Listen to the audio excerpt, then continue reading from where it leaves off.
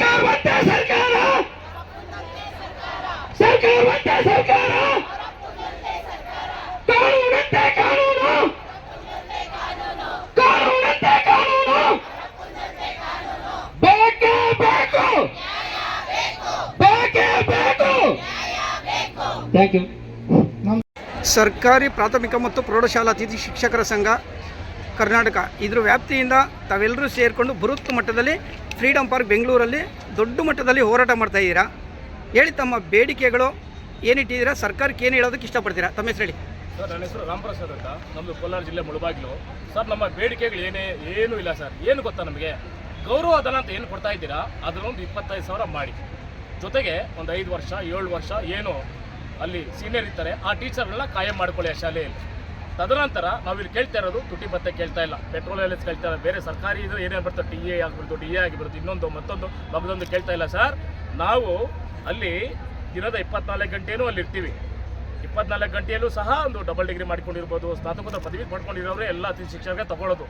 ಸರ್ಕಾರ ನಮಗೆ ಅವರಿಗೆ ಪರ್ಮನೆಂಟಾಗಿ ಸ್ಯಾಲ್ರಿ ಅಂತ ಅವ್ರಿಗೆ ಪದ ಉಪಯೋಗ ಮಾಡ್ತಾರೆ, ನಮಗೆ ಗೌರವಧನ ಅಂತ ಉಪಯೋಗ ಮಾಡ್ತಾರೆ. ಏನೇ ಉಪಯೋಗ ಮಾಡ್ಕೊಳ್ಳಿ, ನಮಗೊಂದು 25,000 ಕೊಟ್ಟು ನಾವು ಒಂದು ಸ್ವಾಭಿಮಾನಿಗಳಾಗಿ ತಲೆ ಎತ್ಕೊಂಡು ಬದುಕಲಿಕ್ಕೆ ನಮಗೊಂದು ಅವಕಾಶ ಮಾಡಿಕೊಡ್ಬೇಕು ಸರ್. ನಾವು ಈ ದೇಶದ ಮಕ್ಕಳನ್ನ ರೂಪಿಸ್ತಕ್ಕಂಥವ್ರು, ನಾವು ಶಾಲೆಯಲ್ಲಿ ದುಡಿತಕ್ಕಂಥ ಮಕ್ಕಳು, ನಾವು ಶಾಲೆಯಲ್ಲಿ ಟೀಚಿಂಗ್ ಮಾಡೋಕ್ಕೆ ಹೋಗೋದೇ ವಿನಃ ಬೇರೆ ಎಲ್ಲೋ ನಾವು ಏನೋ ಇದು ಮಾಡ್ಕೊಂಡೋಗಿ ನಮ್ಗೆ ಅದು ಕೊಡಿ ಇದು ಕೊಡಿ ಅಂತ ಬೇಡಿಕೆ ಮಾಡ್ತಾ ಇಲ್ಲ. ಆದರೆ ಸರ್ಕಾರ ಏನು ಮಾಡ್ತಂದರೆ, ಟೀಚರ್ಸ್ ಅಲ್ವಾ 2 ದಿನ ಬರ್ತಾರೆ 2 ದಿನ ಹೋಗ್ತಾರೆ.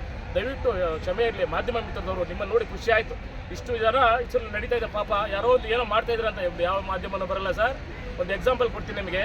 ಅಲ್ಲೆಲ್ಲೋ ಕುಂಭಮೇಳ ನಡೀತಾ ಇದೆ ಪ್ರಯಾಗ್ರಾಜಲ್ಲಿ, ಅದ್ಯಾರೋ ಹುಡುಗಿನ ತುಂಬ ಹೈಲೈಟ್ ಮಾಡಿದ್ರೆ ವಿನಃ ದೇವ್ರನ್ನ ಯಾರೂ ಹೈಲೈಟ್ ಮಾಡಿಲ್ಲ. ದಯವಿಟ್ಟು ನೇರವಾಗಿ ಮಾತಾಡ್ತಾ ಇದ್ದೀನಿ, ಇದು ವಾಸ್ತವ ಸತ್ಯ. ಅಲ್ಲೆಲ್ಲೋ ಇರ್ತಕ್ಕಂಥ ಹುಡುಗಿನ ಹೈಲೈಟ್ ಮಾಡಿದ್ರೆ ವಿನಃ ಬೇರೆ ಅಲ್ಲಿರ್ತಕ್ಕಂಥ ದೇವ್ರನ್ನ ಪ್ರತಿರೂಪ ಯಾರೂ ತೋರಿಸಲ್ಲ. ಯಾಕೆ ಗೊತ್ತಾ, ಇಲ್ಲಿ ಕೆಟ್ಟದ್ದಕ್ಕೆ ತುಂಬ ಪ್ರೇರೇಪಣೆ ಕೊಡ್ತಾರೆ, ಅಟ್ರಾಕ್ಟ್ ಮಾಡ್ತಾರೆ. ನಾವು ಈಗ ಉಗ್ರ ರೂಪ ಮಾಡಬೇಕಂತ ನಮ್ಮ ಏನು ರಾಜ್ಯ ಮಟ್ಟದ ನಾಯಕರು ಹೇಳ್ತಾ ಇದ್ದಾರೆ. ನೆಕ್ಸ್ಟ್ ಅವ್ರು ಮಾಡೋಕ್ಕೂ ನಾವು ರೆಡಿ ಇದ್ದೀವಿ. ಅಮ್ಮಣ್ಣಂತ ಸತ್ಯಾಗ್ರಹ ಕುತ್ಕೊಳ್ತೀವಿ, ವಿಧಾನಸೌಧ ಮುತ್ತಿಗೆ ಹಾಕ್ಲಿಕ್ಕೂ ನಾವು ರೆಡಿ ಇದ್ದೀವಿ ಸರ್. ನಮ್ಮ ಜೊತೆ ಖಡಕ್ ಆಗಿರೋರು 400 ಜನ ಆಗಿರ್ಬೋದು, 40 ಜನ ಆಗಿರ್ಬೋದು, 4 ಜನ ಬಂದರು ಸಾಕು ಸರ್. ನಾವು ಎಲ್ಲ ಒಂದು ಶಿಕ್ಷಕರ ಪರವಾಗಿ ನಿಂತ್ಕೊಳ್ತೀವಿ. ಕೆಲವರು ನಾನಾ ರೀತಿಯಾಗಿ ಒಂದು ಇವತ್ತು ಬರದೇ ಇರ್ಬೋದು, ಕೆಲವರೆಲ್ಲ ಮಗು ನೋಡಿ ಸರ್, ನೀವು ಚಿಕ್ಕ ಮಗುನ ತಗೊಬಂದು ಕೂತಿದ್ದಾರೆ ಸರ್. ಮಕ್ಕಳು ನೀವು ನೋಡ್ಬಾರ್ದು ಸರ್, ಕಣ್ಣಾರೆ ವಿಡಿಯೋ ಮಾಡ್ಕೊಳ್ಳಿ. ಇದು ಚಿಕ್ಕ ಮಗುನ ಕಂಕ್ಲಾಡ್ ಕೂರ್ಸ್ಕೊಂಡ್ಬಂದು ಹೋರಾಟ ಕೂತಿದ್ದಾರೆ ಸರ್. ಅಂಥವ್ರ ಪರವಾಗಿಲ್ಲ ನಾವು ಇವತ್ತು ಧರಣಿ ಮಾಡ್ತಾ ಇದ್ರೆ ಯಾರೂ ಸಹ ಇಲ್ಲಿ ಬಂದು ಮಾತಾಡ್ಸೋದಾಗಲಿ, ಒಂದು ಸೌಜನ್ಯವಾಗಲಿ ಯಾರು ತಗೊಳ್ತಾ ಇಲ್ಲ. ನಿಮ್ಮ ಒಂದು ಮಾಧ್ಯಮದ ಮುಖಾಂತರ ಅವ್ರಿಗೆ ತಲುಪಿಸಿ ಅಂತ ನಿಮ್ಮಲ್ಲಿ ಕಳಕಳಿಯ ನಾನು ಪ್ರಾರ್ಥನೆ ಸಲ್ಲಿಸ್ತಾ ಇದ್ದೀನಿ ಸರ್. ಈಗ ಬೃಹತ್ ಮಟ್ಟದ ಹೋರಾಟ ಮಾಡ್ತಾ ಇದ್ದೀರಾ, ಇದು ಶಿಕ್ಷಣ ಸಚಿವರಾಗಲಿ ಉನ್ನತ ಮಟ್ಟದ ಅಧಿಕಾರಿಗಳ ಇಲಾಖೆ ಸಂಬಂಧಪಟ್ಟಿದ್ದ ಅಧಿಕಾರಿಗಳಲ್ಲಿ ಬಂದು ತಮ್ಮ ಹತ್ರ ಮನವಿ ಪತ್ರ ಏನಾದರೂ ಸ್ವೀಕರಣೆ ಮಾಡಿದ್ದಾರೆ? ಯಾರು ಇದುವರೆಗೂ ಬಂದಿಲ್ಲ ಸರ್. ಯಾವ ಮನವಿ ಪತ್ರವನ್ನು ತಗೊಂಡಿಲ್ಲ ಸರ್. ಕನಿಷ್ಠ ಒಂದು ಸೌಜನ್ಯಕ್ಕಾದ್ರೂ ಸಹ ಇಲ್ಲಿವರೆಗೂ ಯಾರನ್ನೂ ಕಳಿಸಿಲ್ಲ. ಸರ್ಕಾರದ ಪರವಾಗಿ ಯಾರು ಸಹ ಇಲ್ಲಿ ಕಳಿಸಿಲ್ಲ ಸರ್. ಅವ್ರೇನಾದ್ರು ನಿಮಗೆ ಕರೆ ಮಾಡೋದಾಗ್ಲಿ, ನಿಮ್ಮನ್ನ ಬರೋದಕ್ಕಾಗ್ಲಿ ಏನಾದ್ರು ಹೇಳಿದಾರಾ? ಏನು ಹೇಳಿಲ್ಲ ಸರ್. ಅವರು ನಾವು ನಮ್ಮ ಒಂದು ಸರ್ಕಾರಕ್ಕೆ ನಮ್ಮ ಒಂದು ಆ ಒಂದು ಬೇಡಿಕೆಗಳು ಏನಿದೆ ಅದನ್ನು ನಾವು ಮುಟ್ಟಿಸಬೇಕು, ಬಿಸಿ ಮುಟ್ಟಿಸಬೇಕು ಅಂತ ಮಾಡ್ತಾ ಇದ್ದೀವಿ ಸರ್. ಆದರೆ ಇದುವರೆಗೂ ಯಾರು ಸಹ ಇಲ್ಲಿ ಬಂದಿಲ್ಲ. ಸೌಜನ್ಯಕ್ಕಾದ್ರೂ ಬಂದು ಮಾತಾಡ್ತಕ್ಕಂಥದ್ದು ಏನೊಂದು ಈ ಒಂದು ಕರ್ನಾಟಕದ ಒಬ್ಬ